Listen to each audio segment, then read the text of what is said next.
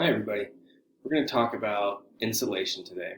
And before we get into like different kinds of insulation and their pros and cons and installation techniques and stuff, I kind of want to set the stage a little bit for problems that we have had since the introduction of thermal insulation in houses. And I do want to be very clear that insulation can be a huge enemy to your home, okay?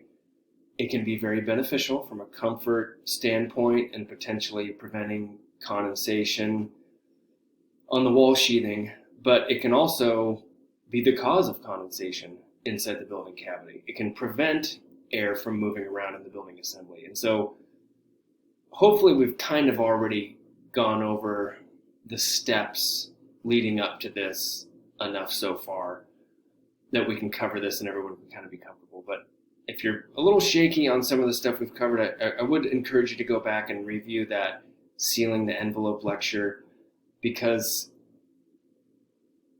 these things can be dangerous in the hands of the wrong people. Okay, insulating improperly can be detrimental to not only the comfort of your home, but the durability of your home as well.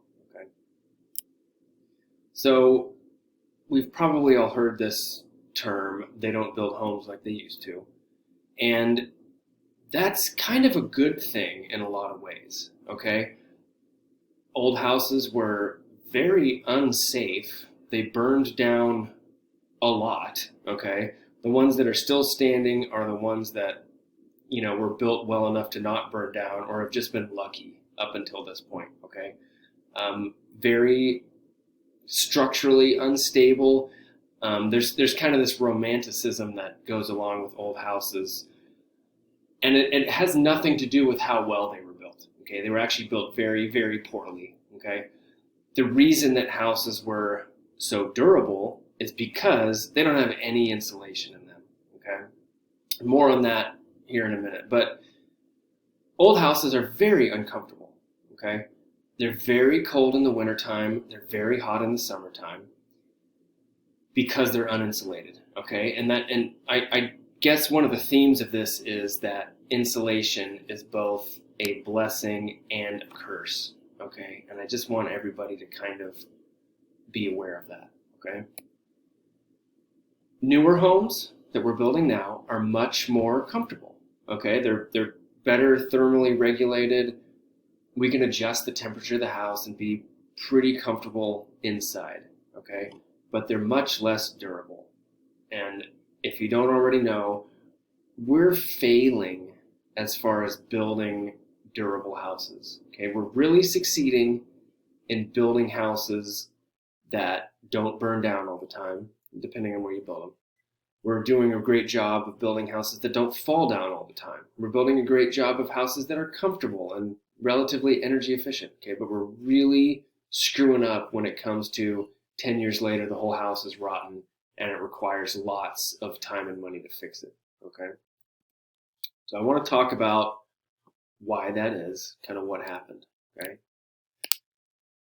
The first thing where we started to kind of go wrong, and I'll just say this, insulation is generally bad for your house, okay? Your house is going to be much more durable if you don't insulate it, okay? That's just a fact.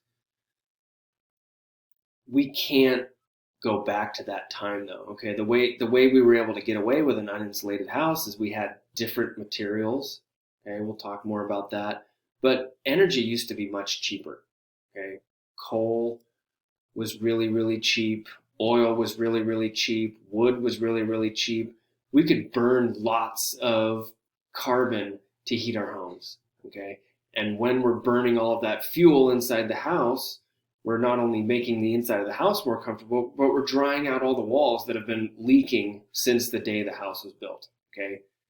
An old house is leaking all over the place, okay? I just want everybody to be aware that the windows leak, the walls leak, the doors leak, everything leaks. And as long as it's not insulated, as long as you're heating it, and as long as you didn't screw up something on the outside to prevent it from drying to the outside, it'll be fine. It'll dry out and it'll be fine. Okay, but we start putting insulation in those walls, and we limit the drying potential on the building. Okay. Another thing where we screwed up the way that buildings have functioned for the last 2,000 years is we started developing these new scientific materials. Okay. Tyvek, any kind of house wrap. Okay. We have sheetrock on the inside of the building instead of plaster. Okay. Plaster walls were vapor open. Okay. And they were able to breathe readily. Okay. We have plywood or OSB on the outside of the house instead of, well, maybe nothing. Maybe it's just the siding, or maybe there's some solid sawn lumber exterior sheathing. Okay. Long story short, what happened is we went from a building assembly that was very vapor open and had tons of heat transferring inside and out. And we had materials that don't hold water anymore, okay, as much as they used to. So when we're talking about plywood, OSB, sheetrock, those materials aren't able to store as much water as solid lumber and plaster.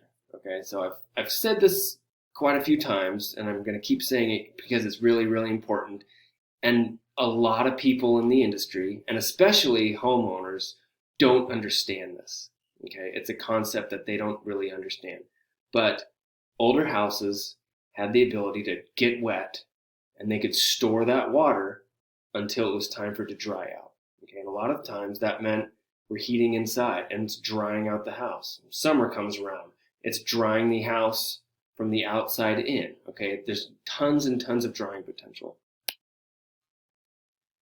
The next thing that happened is we had forced air heating and cooling systems. Okay, the problem with these systems, and mostly it's an air conditioning problem, but what we decided to do is try and overpower the weather that was happening outside. Okay, and so the biggest problem, like I said, is with air conditioning, and when you don't properly size the system. Okay, ideally, like an air conditioner is running for a certain period of time and taking the moisture out of the air. Okay, because generally the places where you need air conditioning are also pretty humid. Okay, not so much in the desert, but in the south, it's very humid, and that air conditioner, it was actually originally invented as a dehumidification device. It pulls the moisture out of the air. So if you make that system too large and it runs too fast and cools the house down too quickly, it doesn't run long enough to pull the moisture out of the air. Okay? We have mold problems inside the house, moisture and mold problems inside the house. Okay? So, I talked about this a little bit already, but once we start stuffing insulation in the walls, we limit the drying potential. Okay? We also limit the airflow. Air will still move through fiberglass insulation. That's another thing that people don't completely understand. This black staining and stuff you see here, that might be water too, but either way, we're limiting the airflow, we're slowing and inhibiting the drying potential of those walls.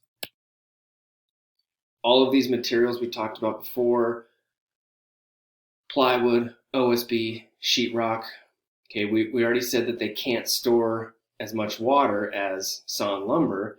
The other thing is that they're more processed. Okay, we've stripped away all of the things that would have resisted decay and kind of refined them. It's like processed sugar for termites and fungus. Okay. The other thing, by making these buildings more airtight, there's two ways to dry out a building: airflow and heat. If you combine those two things, it dries it out very quickly. Okay, the example I like to use is you have a hair dryer and your hair's wet.